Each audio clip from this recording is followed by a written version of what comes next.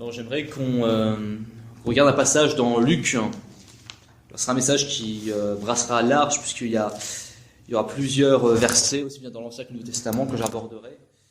Dans Luc, au chapitre... je trouve juste le passage. Ah oui. Chapitre 16.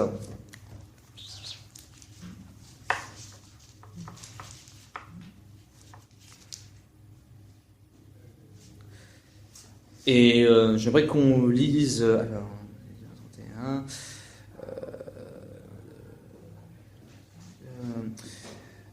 j'aimerais qu'on lise peut-être... j'aimerais qu'on lise deux versets chacun. Donc à commencer par Gérard, puis Guillaume, Anthony, Claire, puis moi. Et si jamais on fait plus, on continuera. Donc versets 19 à 31, donc deux versets chacun. Il y avait un homme riche qui était vêtu de pourpre et de fin lin, et qui chaque jour menait joyeuse et brillante vie. Un pauvre couvert d'ulcères, du nom de Lazare, était couché à son portail. Il aurait désiré se rassasier de ce qui tombait de la table du riche. Mais les chiens... Ok, c'est bon, la suite. Guillaume. Et désireux de se rassasier des miettes qui tombaient de la table du riche, et même les chiens venaient encore lécher ses ulcères. Le pauvre mourut, et il fut porté par les anges dans le sein d'Abraham. Le riche mourut aussi, et il fut enseveli. Versets 23 et 24 pour Mais Anthony. chez les morts, il souffre beaucoup. Alors il lève les yeux, et de loin il voit Abraham et Lazare à côté de lui. Le riche se mit à crier: Abraham, mon père, aie pitié de moi. Envoie Lazare pour qu'il mette le bout de son doigt dans l'eau, et il me rafraîchira la langue. En effet, je souffre beaucoup dans ce feu. Mais Abraham répondit: Mon fils, souviens-toi que tu as eu tes biens pendant ta vie, et que Lazare, il y a eu des maux. Maintenant, il est consolé, et toi, tu es dans le tourment. Outre cela, il y a un grand abîme entre vous et nous, de sorte que ceux qui ne voudraient passer d'ici à vous ne le peuvent, non plus que ceux qui voudraient traverser de l'arche jusqu'à nous. Ok. Le riche dit: Je te prie donc, Père Abraham, d'envoyer Lazare dans la maison de mon père, car j'ai 5 frères. C'est pour qu'il leur atteste ces choses, afin qu'ils ne viennent pas aussi dans ce lieu de tourment. Et pourrais-je demander à Gérard de lire versets 29, 30 et 31, s'il te plaît. Abraham répondit: Ils ont Moïse et les prophètes, qu'ils les écoutent. Et il dit: Non, Père Abraham, mais si quelqu'un des morts va vers eux, ils se repentiront. Et Abraham lui dit: S'ils n'écoutent pas Moïse et les prophètes, ils ne se laisseront pas persuader, même si quelqu'un ressuscitait d'entre les morts. Ok, alors ce message, je vais m'en servir comme point de départ pour parler donc de la vie, de la mort, et donc aussi des deux mondes, le monde physique et le monde spirituel. Donc ici, il est question d'une parabole où un homme riche, dont on ne connaît pas le nom, et un pauvre appelé Lazare, qui n'était pas le même Lazare que le frère de Marthe et Marie.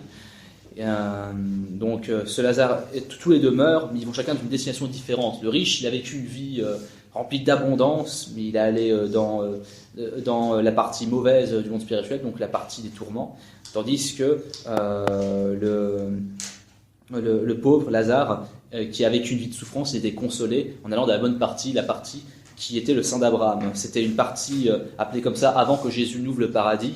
Donc dans le monde spirituel, il y a une partie bonne et une partie malheureuse. Et ce message nous dit que notre position sur terre ne garantit pas forcément où nous irons dans le monde spirituel, mais aussi quels sont les liens entre le monde physique et le monde spirituel, quelles sont leurs différences, mais aussi leurs liens, parce que même s'ils sont tous les deux différents, eh bien il y a des liens entre le monde physique et le monde spirituel. Il y a des liens de cause à effet. Alors déjà, l'homme n'est pas un être juste physique. Selon Genèse au chapitre 2, il est écrit, donc est-ce que Thomas pourrait nous lire Genèse chapitre 2, verset 7, s'il te plaît.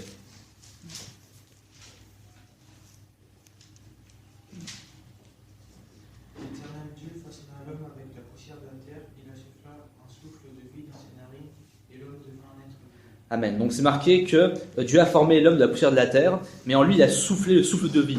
Genre, il a créé son corps et puis ensuite, il a... C'est-à-dire que l'homme, il n'est pas juste un être physique, mais c'est aussi un être spirituel. J'aimerais aussi qu'on lise dans 2 Corinthiens.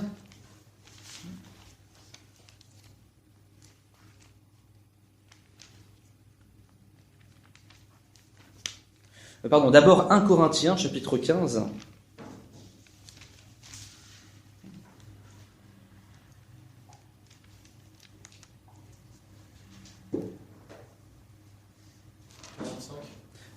Oui, un chapitre, à Corinthiens chapitre 15, non, verset, enfin le verset 45, oui c'est bien lié, mais ce qui m'intéresse c'est le verset, c'est le verset 44, c'est marqué, il est semé corps animal, il ressuscite corps spirituel, s'il y a un corps animal, il y a aussi un corps spirituel, c'est marqué corps animal, dans d'autres traductions c'est marqué corps naturel, donc il y a 2 sortes de corps, donc il y a le corps physique et aussi le corps spirituel. Le verset 40, c'est marqué, il y a des corps célestes et des corps terrestres, mais autre est l'éclat des corps célestes, au-dessus des corps terrestres.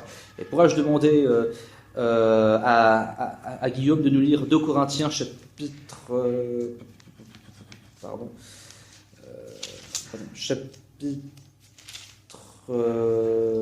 5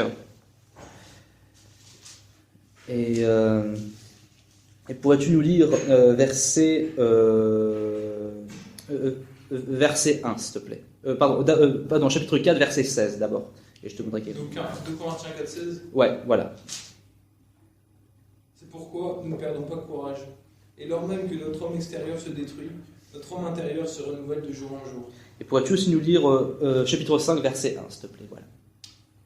Nous savons en effet que si cette tente où nous habitons sur la terre est détruite, nous avons dans le ciel un édifice qui est l'ouvrage de Dieu, une demeure éternelle qui n'a pas été faite de main d'homme. Ok, alors tous ces passages nous montrent clairement que donc il y a quelque chose de physique, mais aussi quelque chose de spirituel. C'est marqué, notre homme extérieur, il se détruit, il se dégrade, mais notre homme intérieur, il se renouvelle lorsque nous sommes en Christ.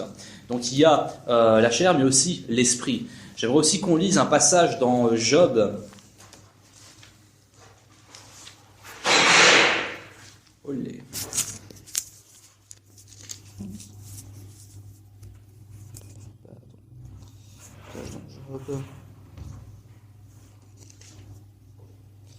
Je trouve le bon chapitre.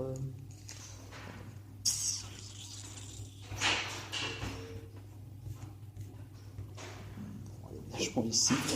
Donc, je trouve juste le bon chapitre, excusez-moi.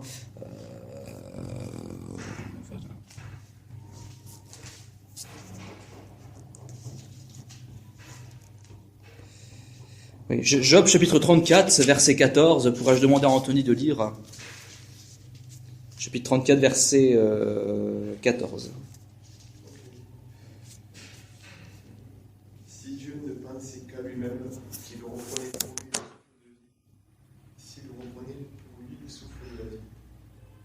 C'est que ça, vraiment, je trouve ça. Verset 15 aussi, excuse-moi. Okay. Les êtres vivants mourraient tous en même temps, et les humains redeviendraient de la poussière. Ok, donc si Dieu ne pensait qu'à lui, il enlèverait le souffle de vie, et l'homme serait que chair, mais il rentrerait de la poussière. Donc, pourquoi est-ce que nous sommes en vie ? Parce que il y a en nous, donc il y a la chair, mais aussi l'esprit. Même Jacques l'a dit, disons justement dans Jacques.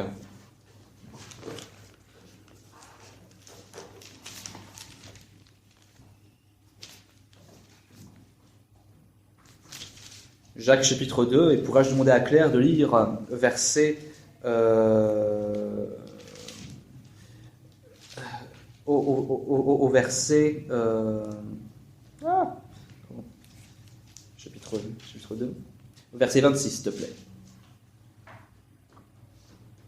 Car comme le corps sans âme est mort, de même la foi sans les œuvres est morte. Amen. Ok, donc c'est marqué que le corps sans âme est mort, même la foi sans les œuvres est mort. Donc le corps, s'il n'y a plus l'âme à l'intérieur, s'il n'y a plus l'esprit, eh bien c'est mort. Donc le chrétien doit toujours être conscient qu'il est à la fois un corps et un esprit, et que tant qu'on est sur terre, parce que les deux sont liés, et ils sont joints, même si il y a des différences, on va les étudier, eh bien le fait qu'on est en vie, ça veut dire qu'il y a ces deux qui sont joints. On va prendre ça comme point de départ. Mais cela dit, on confond souvent âme et esprit, mais les deux sont ont une certaine nuance, une certaine différence. Lisons dans 1 Thessaloniciens, chapitre 5.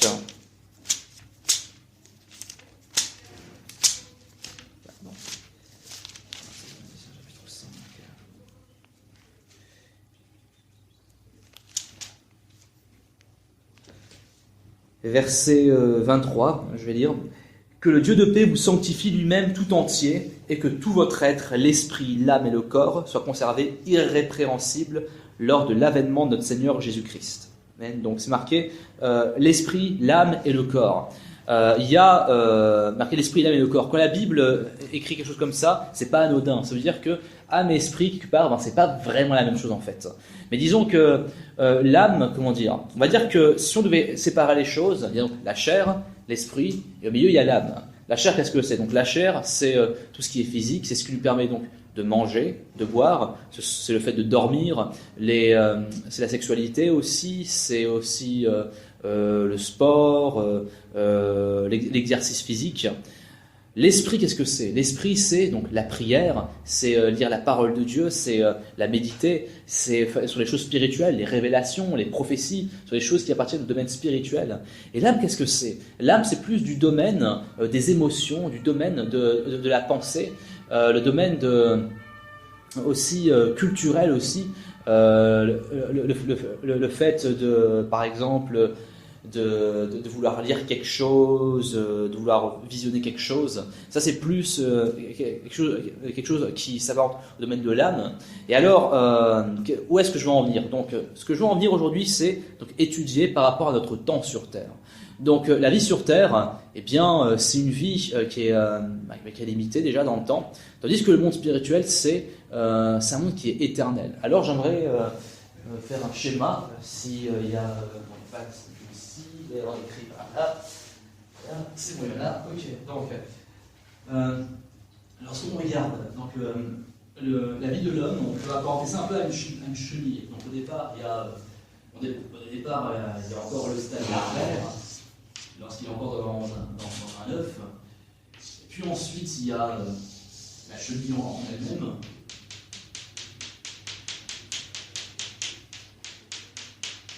Voilà. Donc, dans le stade larvaire, la chenille ne peut pas se déplacer, elle est immobile. Puis ensuite, elle sort et elle marche, elle marche sur le sol, ou sur les arbres, ou ce que vous voulez. Et elle est comment dire, donc elle reste au sol, elle ne peut pas décoller. Et après, donc, elle rentre à nouveau en stade de cocon pour devenir un papillon et voler cette fois-ci. Et l'homme, il a quelque chose de semblable, c'est que d'abord il est dans le ventre de la mère, il est dans le placenta. Ensuite, après avoir une certaine période de temps de placenta, donc environ 9 mois, il est sur Terre et il marche. Et donc il vit sur le sol et il vit peut-être de 70 à 90 ans, 100 ans pour les plus pour les 117. 117. Okay. D'accord, ok. 117. Et ensuite, dans le monde spirituel, on ne sait pas exactement, on sera un corps glorifié. Jésus a dit qu'on sera semblable aux anges. Je ne sais pas si on aura des ailes, si on pourra voler, c'est possible. Je ne sais pas. C'est peut-être juste dans l'aspect que Jésus a dit, comme quoi on ne sera plus gardé aux spiritualités. Mais en tout cas, on sera éternel. En tout cas, on ne sera plus limité aussi par le temps et l'espace. On sera dans un éternel, on ne sera plus dans cette chair qui nous limite. Et donc, grosso modo, et ici c'est l'éternité. Voilà. Donc, alors, on peut faire une analogie dans le sens que lorsque l'homme il est dans le placenta, eh bien, à qui c'est la responsabilité? C'est à la mère d'être responsable pour le bébé, parce que si la mère elle fume ou si elle fait des sports qui ne sont pas bons pour elle, des sports trop brusques, eh bien le bébé ensuite il aura peut-être des malformations et puis il sera sur terre. Il n'aura pas tort, c'est dit à la mère, parce que tu t'es mal occupé de moi, voilà comment je suis déformé maintenant. Comment est-ce qu'il respire? Il respire dans un liquide amniotique, dans une sorte d'eau, qui le nourrit. Ensuite, l'homme est sur terre, qu'il le veuille ou non, il doit naître. qu'il le veuille ou non. On ne choisit pas de naître. On est né, même si on ne l'a pas choisi. Et alors, il vit pendant une certaine période de temps, mais c'est aussi la responsabilité. Alors, c'était la mère pour Epaphrata, mais ici, la responsabilité, c'est qui? C'est moi. C'est moi qui dois faire des choix dans ma vie. C'est moi qui dois choisir de croire en Dieu ou pas. Je veux dire, c'est à moi de choisir si je veux obéir à Dieu ou pas. C'est aussi à moi de prendre des décisions. Donc, c'est aussi ma responsabilité. Si je fais quelque chose de mal, je ne peux pas blâmer les autres. Il y a des gens qui disent ah, parce que je suis dans tel environnement, voilà pourquoi je fais ça. C'est pas complètement faux, mais à un moment, il faut arrêter de sans arrêt mettre la faute sur les autres. Il y a aussi nos choix à faire. Et donc on respire dans l'air, on respire grâce à l'oxygène. Et donc on vit pendant ce laps de temps. Et puis un jour on meurt, qu'on le veuille ou non, on ne choisit pas. Et on choisit, c'est éternel, c'est infini. Et donc on respire. Notre esprit respire comment? Notre esprit, il respire quand il est dans l'amour de Dieu. Quand on connaît l'amour de Dieu, notre esprit respire. Notre esprit a la paix.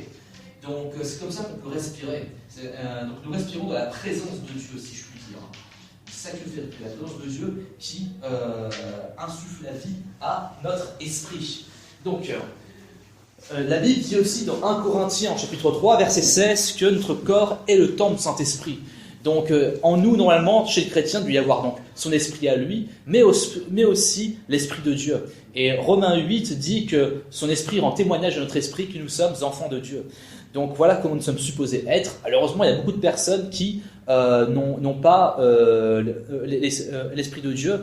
Et donc aujourd'hui, je voudrais parler de la mort. Alors pourquoi la mort? La mort, c'est pas un sujet dont on aime entendre parler, n'est-ce pas? C'est pas un sujet de joie, c'est vrai.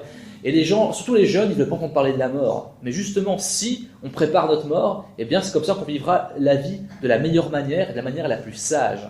Parce que le problème, c'est que pourquoi est-ce que les gens, ils ont peur de la mort? Parce que dans leur conscience profonde, ils savent qu'ils ne sont pas en paix. Dans leur conscience profonde, les gens, ils ont cet inconnu à propos de la mort. C'est pour ça que quand la mort arrive, il y a cette anxiété, il y a cette peur de l'inconnu. Tandis qu'à partir du moment où les hommes se réconcilient avec Dieu, si vraiment les hommes se réconcilient avec Dieu, la mort, c'est juste un point de passage vers l'au-delà. C'est juste une porte. Bon, il y a de la tristesse quand même, puisque évidemment on se sépare d'un proche. Mais quand le chrétien meurt, le chrétien qui, je parle du vrai chrétien, je parle pas du chrétien du dimanche, je parle vraiment de celui qui a la paix avec Dieu. Eh bien, lorsqu'il meurt, eh bien, il sait qu'il sera avec Dieu dans l'au-delà. Donc, c'est pour ça que les gens, ils ont peur parce qu'ils n'ont pas la paix avec Dieu, même s'ils n'arrivent pas forcément à mettre un nom sur leur peur.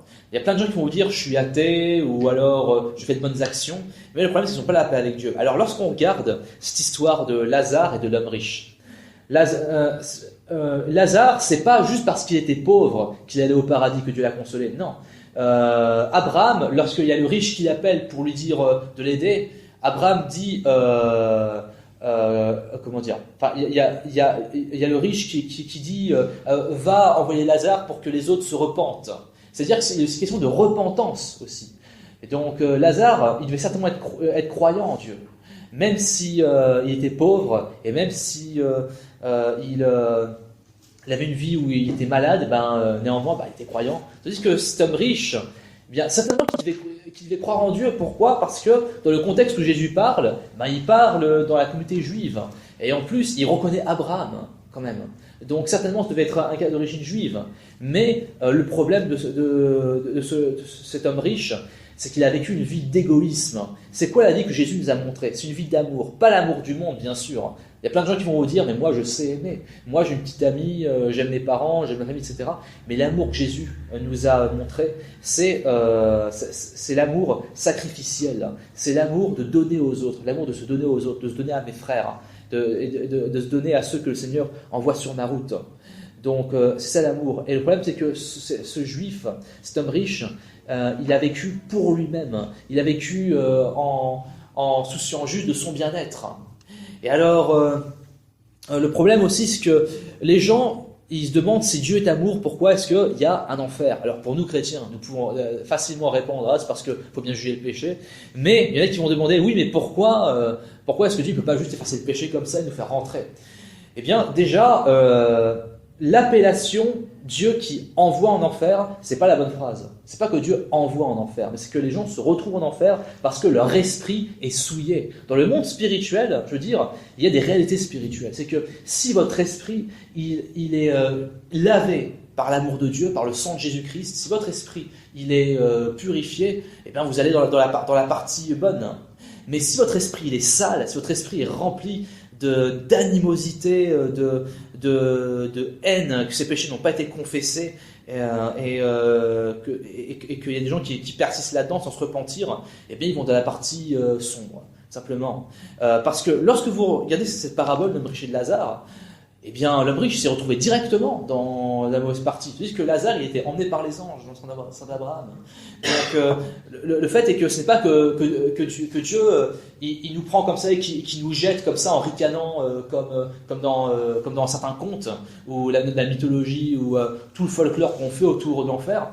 Mais regardez bien, il y a quelque chose quand j'étudiais la question qui m'a fait réfléchir, parce qu'il y a beaucoup de commentateurs de la Bible qui montrent qu'on connaît le nom de Lazare, mais on ne connaît pas le nom de l'homme riche. Mais il est identifié par l'homme riche. C'est-à-dire que cet homme, il a basé son identité, non pas sur Dieu, non pas sur Christ, mais sur ses richesses.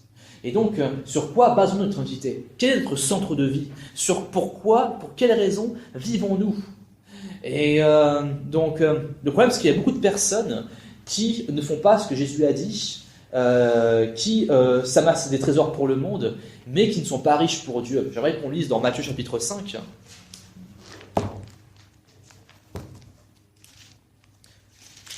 Chapitre 6, pardon, excusez-moi.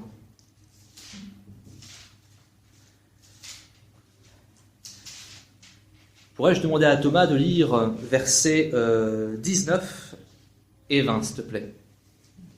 Ne vous amassez pas des trésors sur la terre, où les mythes et la rouille détruisent, et où les voleurs percent les murs pour voler.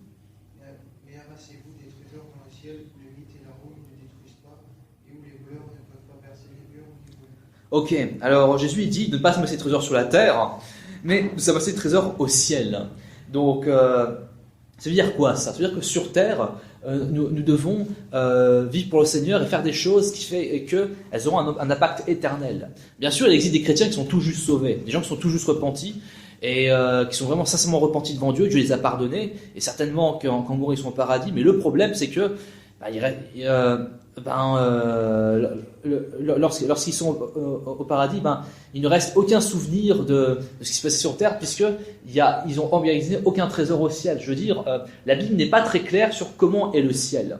La Bible reste très évasive. On sait juste que c'est quelque chose de tellement beau que même l'apôtre Paul ne peut pas se permettre d'exprimer ce qu'il a vu, ce qu'il a entendu. Mais j'ai entendu une fois un témoignage d'un vieil homme qui s'est converti à 80 ans. Il a dit, il y a une chose que je regrette, c'est de ne pas avoir connu le Seigneur plus tôt. Et au final, il n'a pas pu servir Dieu autant que des jeunes qui avaient encore de la vie devant eux. Et du coup, lui, de sa vie, il n'a pas vraiment de souvenir du service qu'il a fait pour Dieu, quoi. Et c'est triste.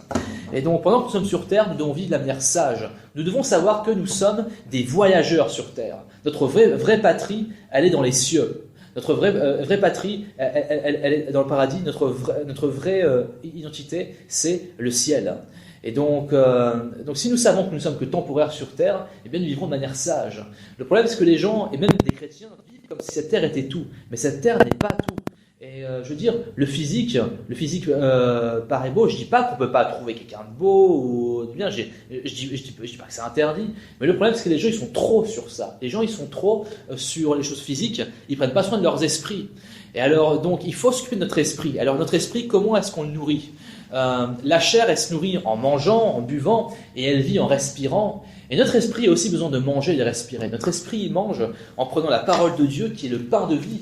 Et notre esprit respire en priant. C'est en priant que nous pouvons alors être dans une bonne respiration spirituelle, que nous pouvons avoir la paix. Parce qu'il y a aussi des chrétiens qui se demandent « Ah, je suis chrétien, mais pourtant j'ai pas la paix. » Et parfois il faut leur demander « Mais est-ce que tu passes du temps dans la prière ?» Il y en a plusieurs qui répondent « Pas beaucoup. » Il faut passer du temps dans la prière pour que Dieu il ait plus de place en nous et que sa paix s'installe davantage dans nos cœurs. Donc la paix, c'est pas forcément automatique. Donc il y a ça. Et alors, justement, notre chair, notre esprit sont tous les deux importants. Notre esprit est important en premier, mais notre chair, c'est pas une poubelle pour autant. Il y a des gens, enfin, c'était des gnostiques des premiers temps de l'Église qui avaient qui avaient des pensées assez hérétiques en pensant que Jésus n'était pas venu en chair et que c'est impossible parce que pour eux la chair c'était une poubelle et que quelqu'un d'aussi divin ne pouvait pas venir en chair.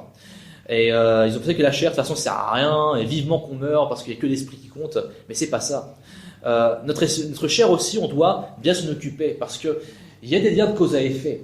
Si jamais vous priez, si jamais vous passez du temps dans la parole et à prier, et bien même sur votre esprit, même sur votre santé physique, quelque part ça se voit. Vos yeux sont radieux, votre visage il est plus éclairé, il est plus lumineux. Tandis que si jamais vous venez juste de pécher et que vous vous repentez pas ou alors que vous condamnez vous-même, et bien sur vos yeux ça se voit. Quand même. Je me rappelle de plusieurs personnes que j'ai vues, la première fois qu'ils sont venus à étudier la Bible, ils avaient le regard sombre, et à la fin de l'étude, ou quelques jours plus tard, je les voyais avec le visage plus radieux. Et là, c'est l'inverse également vrai. Si je pêche dans mon corps, eh bien, dans mon esprit, je sens un malaise. Par exemple, si je prie, donc quand je prie, je ne vais pas dormir et dire à mon esprit, toi tu pries. Non, il faut que ma chair soit éveillée aussi. Donc, si jamais je prie avec mon corps, ça donne la force à mon esprit.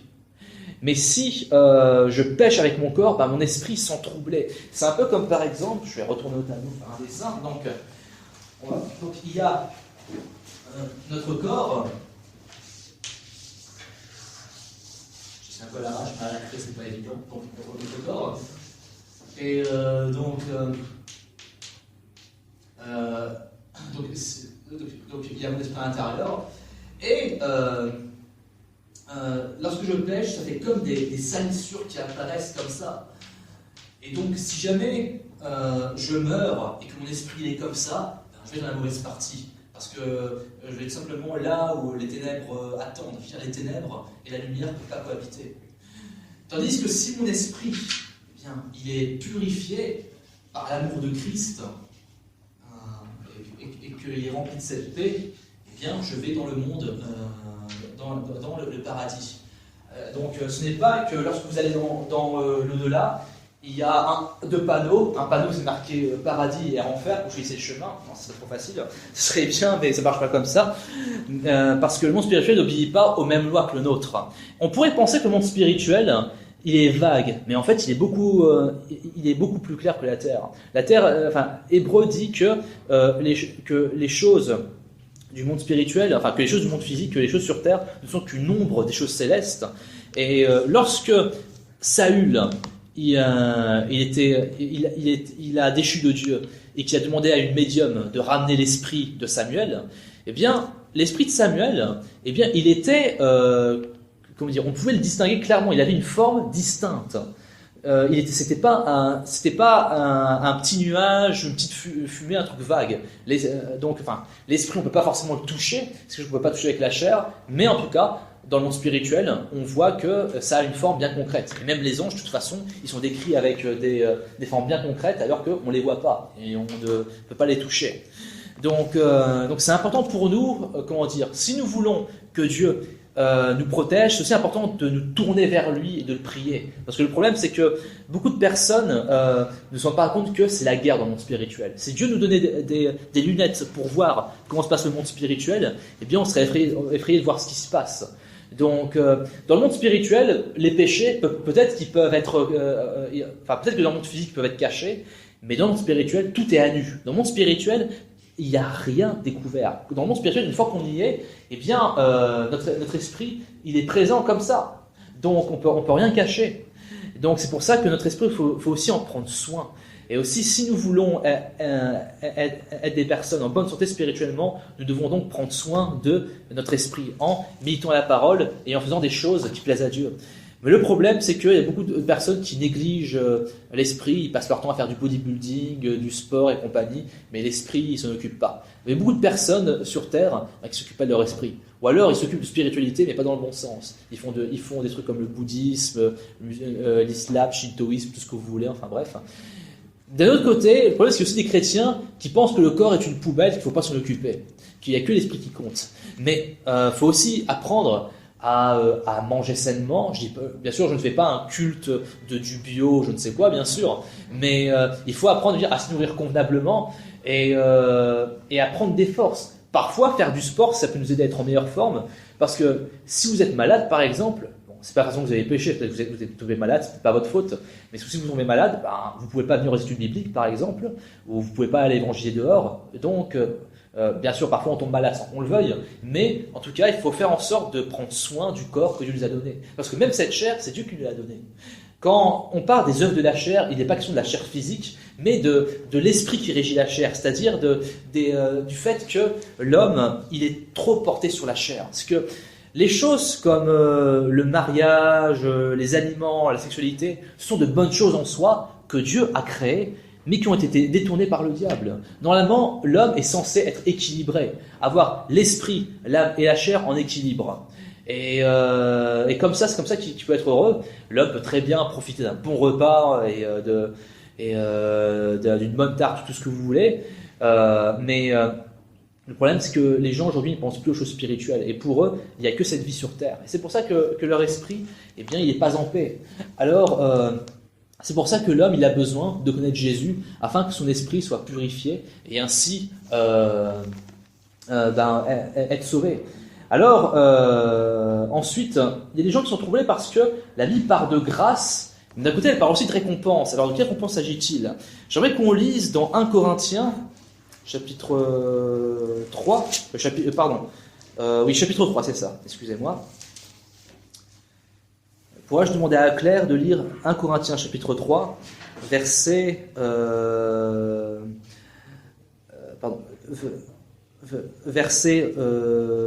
10 jusqu'au verset 15, s'il te plaît.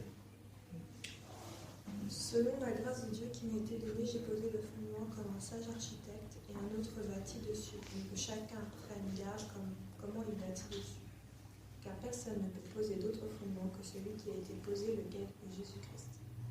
Que si quelqu'un bâtit sur ce fondement avec de l'or, de l'argent, des pierres précieuses, du bois, du foin, du chaume, l'œuvre de chacun sera manifestée. Car le jour la fera connaître, parce qu'elle sera révélée par le feu, et le feu éprouvera ce qu'est l'œuvre de chacun. Si l'œuvre que quelqu'un a bâtie subsiste, il en recevra la récompense. Si l'œuvre de quelqu'un brûle, il en fera la perte. Pour lui, il sera sauvé, mais comme au travers du feu. Ok, alors c'est marqué que donc, le fondement c'est Jésus-Christ, mais il y a des personnes qui bâtissent différemment, et donc il faut bâtir avec sagesse. Et donc il y a des gens qui sont sauvés, mais dont l'œuvre va pas subsister, et donc il sera sauvé, mais comme à travers du feu, à travers le feu de l'épreuve. Et donc c'est-à-dire que il faut pas confondre donc récompense et salut. Le salut il est par grâce. Ça ne veut pas dire qu'il faut prendre la grâce pour argent comptant, c'est pas ce que je dis, bien sûr, je ne dis pas que parce qu'on a reçu le salut, ça y est, c'est bon, on fait tout ce qu'on veut, c'est pas ce que je dis, mais il y a des gens, par contre, qui font attendre Dieu dans leur service, ou alors des gens qui mettent du temps à se repentir, et alors un jour ils se repentent sincèrement, et Dieu les pardonne, mais si seulement ils s'étaient repentis plus tôt, ils auraient pu faire plus d'œuvres pour Dieu. Et donc du coup, il y en a qui sont sauvés même à travers le feu, il y en a qui sont tout juste sauvés. Et alors bien sûr, ils sont sauvés, c'est mieux que rien, vous allez me dire, c'est vrai. Mais c'est quand même un peu dommage, parce que quand j'arriverai au paradis, personnellement, j'ai pas envie de me dire « Ah, si seulement j'aurais pu faire que ça, ah, si seulement j'aurais peut-être pu témoigner là-bas, ou peut-être que j'aurais pu faire telle chose ici. » Bref, c'est donc important pour nous de vivre cette vie sagement. Alors, que nous dit l'Ecclésiaste par rapport à ça? J'aimerais qu'on lise dans Ecclésiaste, au chapitre 12. Alors, avant de dire celui-là, je voudrais qu'on lise dans le chapitre 4, et c'est pour l'instant. Pardon, chapitre... pardon. Pardon, au chapitre... Excusez-moi.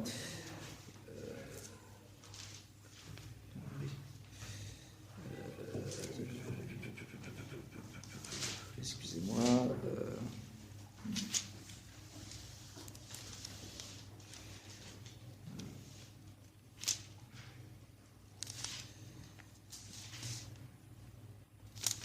Comment ça fait que j'ai perdu ce passage? Ça va plutôt dans l'Ecclésiaste, c'est bien celui-là.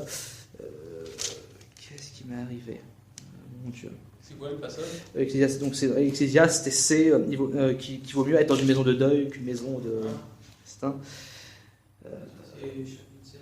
Ah, merci Thomas, donc chapitre 7. Ouais.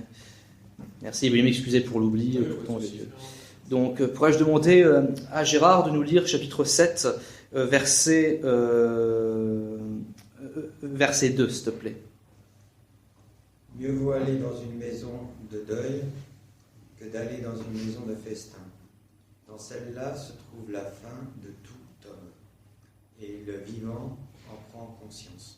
Amen. Donc, ici l'Ecclésiaste dit qu'il vaut mieux aller dans une maison de deuil que dans une maison de festin. Donc, en quoi ça serait mieux d'aller dans une maison où il y a un enterrement que d'aller dans une maison de fête?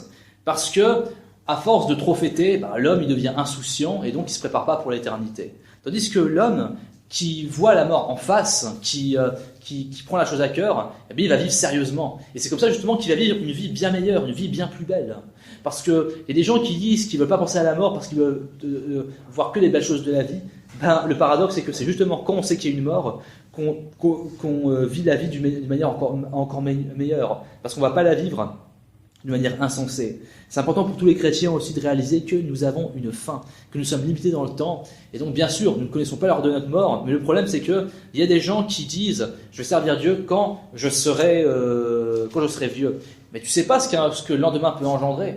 Et donc, j'aimerais qu'on lise dans Ecclésiaste chapitre 12. Alors, selon les versions de la Bible, il y a parfois un décalage de 2 versets. Dans la mienne, c'est à partir du verset 3. Et dans d'autres, c'est à partir du verset 1. C'est « Mais souviens-toi de ton Créateur ». Pourrais-je demander à Guillaume de lire Ecclésiaste chapitre 12, la même version, verset 3, jusqu'au verset 10, s'il te plaît. « Mais souviens-toi de ton Créateur pendant les jours de ta jeunesse, avant que les jours mauvais arrivent et que les années s'approchent où tu diras « Je n'y prends point de plaisir ». Avant que s'obscurcissent le soleil et la lumière, la lune et les étoiles, et que les nuages reviennent après la pluie. Temps où les gardiens de la maison tremblent, où les hommes forts se courbent, où celles qui moulent s'arrêtent parce qu'elles sont diminuées, où ceux qui regardent par les fenêtres sont obscurcis, où les 2 battants de la porte se ferment sur la rue, quand s'abaisse le bruit de la meule, où l'on se lève au chant de l'oiseau, où s'affaiblissent toutes les filles du champ, où l'on redoute ce qui est élevé, où l'on a des terreurs en chemin, où l'amandier fleurit, où la sauterelle devient pesante et où la capre n'a plus d'effet. Car l'homme s'en va vers sa demeure éternelle, et les pleureurs parcourent les rues, avant que le cordon d'argent se détache, que le vase d'or se brise, que le seau se rompe sur la source et que la roue se casse sur la citerne, avant que la poussière retourne à la terre comme elle y était, et que l'esprit retourne à Dieu qui l'a donné. Vanité des vanités, dit l'Ecclésiaste, tout est vanité. Amen. Donc, alors dans ce passage, il est écrit « Souviens-toi de ton Créateur pendant les jours de ta jeunesse ». Donc, il y a plein de gens qui disent « Je me convertirai quand je serai vieux », mais si tu as encore la jeunesse en toi, c'est maintenant que tu vas connaître de Dieu. Parce que même si tu dis que tu te convertiras étant vieux, bon déjà, tu ne sais pas quand est-ce que tu mourras, mais même si tu vis vieux, ce que je te souhaite, eh bien, peut-être que tu arriveras à un moment où tu dis je n'y prends pas plaisir. Peut-être que tu prendras moins plaisir à la vie, peut-être que tu seras un peu plus... Parce que peut-être il y a des gens, parfois ils disent j'ai pas envie de croire parce que la vie m'a montré que ceci, cela. Parfois il y a des gens, quand ils ont déjà atteint un certain âge, c'est dur de les évangéliser parce que ils disent ouais mais la vie, j'ai vu que c'est pas moi, vous allez dire que Dieu existe et tout. J'ai déjà entendu des grands-pères dire ça malheureusement, et des grands-mères aussi. Et donc, pendant que tu as encore l'énergie, sers Dieu maintenant.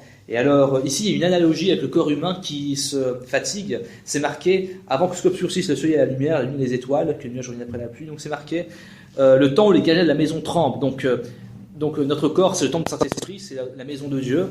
Et donc les gardiens de la maison, qu'est-ce que c'est? Ce sont les jambes. Donc les jambes commencent à trembler, les hommes forts se courbent, donc c'est le dos qui commence à courber aussi. Celles qui moulent s'arrêtent parce qu'elles sont diminuées, donc ça sont les dents qui tombent. Où les 2 battants de la porte se ferment sur la rue quand ça baisse le bruit de la meule, ça sont les oreilles qui deviennent plus faibles. On se lève au chant de l'oiseau, donc on se réveille plus facilement. Où s'affaiblissent toutes les filles du chant, c'est notre voix qui devient plus faible aussi. On redoute ce qui est élevé, on est terreur en chemin, donc on part moins à l'aventure quand on atteint un certain âge et on voyage moins. Et où l'amandier fleurit sont les cheveux qui deviennent gris, où la sauterelle devient pesante, c'est-à-dire que les mêmes efforts qu'on faisait avant deviennent plus pénibles. On n'a plus la même force qu'avant. Où la capre n'a plus d'effet, c'est la perte des désirs. Car l'homme s'en va vers sa demeure éternelle et les pleureurs parcourent les rues. Avant que la poussière retourne à la terre, comme il était, que l'esprit retourne à Dieu qu'il a donné. Donc, lorsqu'on meurt, que la poussière retourne à la terre, et l'esprit retourne à Dieu. Donc, bien sûr, je suis persuadé que quand on est en Christ, même quand on est vieux, on peut avoir l'énergie quand même, on peut quand même avoir de la joie, bien sûr. Mais ici, c'est avant tout une mise en garde que l'Ecclésiaste fait. Parce que les gens qui disent « je croirai à Dieu quand je serai plus vieux », ben, quand ils seront plus vieux, peut-être qu'ils seront aigris, on ne sait pas. Donc, autant qu'ils croient maintenant, c'est pas impossible qu'ils se convertissent en étant plus vieux, c'est pas impossible. Mais c'est un sacré coup, déjà c'est un coup de poker, déjà pour commencer, parce que tu ne sais pas de quoi la vie sera faite. Je me suis déjà fait renverser par une moto et je peux dire que je n'avais pas prévu la veille. Et puis aussi, quand tu convertiras, si tu te repens vraiment sincèrement devant Dieu, ben, tout ce que tu as fait avant, eh ben, tu l'aimeras plus. Tu n'aimeras plus, donc du coup tu arriveras en fin de vie et tu diras mais qu'est-ce que j'ai fait de ma vie, quoi. Donc pour le coup, ça en vaut pas la peine. Et donc y avait une personne qui, était sceptique sur le fait que Dieu pardonnait et qu'il effaçait les péchés. Et alors il a eu un rêve, il a eu un songe une fois. En fait, le mec, il était programmeur. Alors, dans son rêve, il était face à son ordinateur et il y avait plein de lignes de code erronées. En tant que programmeur, il connaît le domaine. Et donc, il appuie sur un truc pour effacer. Et il y a un truc dans son cœur qui lui a dit que Dieu efface les péchés comme ça aussi. Et à ce moment-là, après, il s'est converti vraiment. Donc, la bonne nouvelle, c'est qu'il y a des gens qui vont me dire « Mais ce que tu dis là maintenant, ça me fait peur parce que j'ai fait plein de péchés dans ma vie. » Et donc, qu'est-ce que je peux faire maintenant? Il y a une bonne nouvelle, c'est que tu peux te repentir. On peut se repentir lorsqu'on demande pardon et qu'on confesse et qu'on se repent sincèrement. Dieu pardonne, il n'y a pas de souci. Mais c'est pas une raison pour faire exprès de pécher pour ensuite demander pardon. Et donc, bien sûr, il y a des gens qui font exprès de pécher, mais qui ensuite demandent sincèrement pardon parce que ils ont dit j'aurais pas dû faire ça. Et alors, bien sûr que Dieu pardonne, mais le problème c'est que tu as perdu du temps. Et je veux dire, la vie sur Terre est trop courte pour qu'ensuite on se livre au péché et qu'ensuite on demande pardon à Dieu. Parce que c'est un temps qui est effacé. La vie, c'est un peu comme... bon, aujourd'hui, on a des appareils photo numériques, mais à l'époque, il y avait des appareils photo à pellicule. Et donc il y avait l'appareil photo et les images étaient enregistrées sur pellicule. Et donc on pourrait dire que... Ou alors les vieilles caméras, les vieux caméscopes avec une bobine. Donc on peut dire que la caméra c'est le corps et que la bobine c'est l'esprit. Donc on enregistre sur la bobine et ensuite une fois que le film est fini, ben on sort la bobine et tout est enregistré sur la bobine. Et notre esprit il est comme ça. Notre esprit c'est comme une bobine où tout ce qu'on a fait est enregistré. Alors bien sûr, quand nous pardonnons à Dieu, il pardonne, mais il y a beaucoup de gens qui disent « Oh, je vais m'arranger avec tout ça », mais c'est pas ça. Je veux dire, tu peux pas cacher, c'est enregistré dans ton esprit, donc tu peux pas le cacher. Alors heureusement, Dieu pardonne, et si tu te repens, Dieu pardonne, c'est ça la bonne nouvelle. Mais maintenant que tu sais ça, maintenant vis pour Dieu parce que tu n'as pas le temps de faire des coupes sur la bobine à chaque fois. Pendant que tu es sur terre, enregistre de beaux souvenirs avec Dieu. Que ce soit une vie d'amour que tu vives, une vie où tu vives dans l'amour de Dieu, une vie où tu as aimé Dieu, où tu as aimé tes prochains, tes frères et sœurs, à tes souhaits. Et donc, c'est ça le genre de vie que le Seigneur attend à ce qu'on vive. Le Seigneur nous dit de porter du fruit. J'aimerais qu'on fasse un dernier schéma par rapport à ça. Et donc, je vais faire un petit peu de place. Donc, un arbre qui porte du fruit. Ici, il y a l'arbre. C'est assez bon. Ici, il y a l'arbre. Et puis ici, imaginons, il y a un fruit, un plaque-minier, par exemple, je ne sais pas, tout ce que vous voulez. Et on peut dire que le corps, enfin, la chair, c'est un peu comme l'arbre. Et le fruit, c'est un peu comme l'esprit. Et donc, le fruit doit devenir mûr. Et lorsqu'il devient mûr, c'est là qu'on peut le prendre naturellement. Tandis que s'il n'est pas encore mûr, si on essaie de le prendre, ça va être tiré. Et de même, si Dieu me dit maintenant c'est le moment, mais que moi je ne suis pas prêt, qu'est-ce que je vais dire? Ça sera douloureux. Donc le Seigneur, comment dire, il nous a donné ce corps pour qu'on vive une vie sage et qu'on porte du fruit. Et donc, pendant que le fruit est attaché à l'arbre, le fruit peut grandir, le fruit peut mûrir. Mais une fois qu'il est coupé de l'arbre, ça dit c'est fini. De même, notre esprit, il peut grandir, il peut être nourri par Dieu, il peut nourrir par la parole, par la prière, lorsqu'on est encore sur terre. Mais une fois qu'on sera mort, notre chair et notre esprit ne seront plus ensemble. Donc du coup, notre esprit, il ira dans le monde spirituel tel qu'il était. Donc quelque part, quand on vit sur Terre, l'Église, quand il y a l'amour entre nous, c'est comme un échantillon du paradis déjà sur Terre. Tandis que si jamais les gens ils sont par exemple dans des boîtes de nuit où ils fument, ils picolent, ils forniquent et tout ça, c'est déjà un aperçu de l'enfer. C'est déjà, je veux dire, l'ambiance, c'est déjà l'enfer. Une maison où tout le monde se déteste, c'est déjà l'enfer aussi.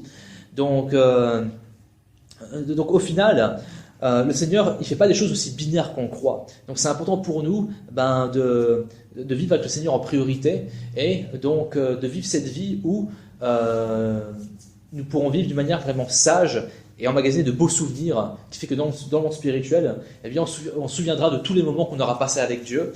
Et j'aimerais aussi juste revenir sur un dernier point vite fait.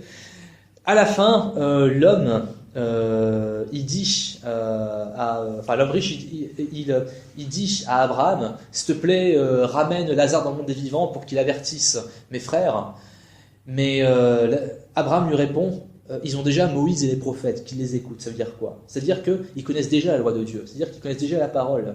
Et donc, c'est pas parce que les gens voient des miracles ou même des témoignages de... Enfin, je dis pas que ça peut pas influer, peut-être qu'il y a des gens qui sont convertis suite à des miracles, mais c'est pas parce que les gens font des miracles ou qu'il y a des retours entre les morts qu'il y a des gens qui se convertissent. Pendant qu'on est sur terre, on ne peut pas dire qu'on ne connaît pas. Le Seigneur nous avertit par sa parole, on doit l'écouter. On doit écouter la parole, on doit écouter les prophètes et les apôtres que Dieu nous envoie, et ainsi appliquer la parole à notre vie. Donc au final, je souhaite vraiment qu'on puisse vivre d'une manière vraiment sage, et que nous puissions vraiment emmagasiner du fruit d'amour et du fruit qui glorifiera Dieu. Donc je vais prier, on va finir. Seigneur Dieu, je te remercie pour ce message. Je prie, Père, pour que nous puissions vivre la vie la plus sage qui soit et que nous puissions porter du fruit et que nous puissions vivre avec cet amour envers toi, envers les frères et sœurs. Et je prie aussi, Père, pour que nous puissions vraiment prendre considération de comment chaque jour nous devons vivre. Seigneur, nous sommes limités, mais Seigneur, tu nous prépares pour une vie illimitée. Je prie, Père, que nous soyons prêts, Seigneur, en tout temps, et que nous ne soyons pas ceux qui vivent d'une manière inconsidérée. Nous n'avons pas de temps sur terre, nous n'avons pas de temps pour se haïr, on n'a pas de temps pour garder de l'amertume, on n'a pas de temps pour garder du péché. Nous devons tout nous pardonner, Seigneur, nous devons vraiment aimer les uns les autres de manière sincère. Je te rends grâce, j'ai prié dans le nom de Jésus-Christ. Amen. Et chantons, faisons monter.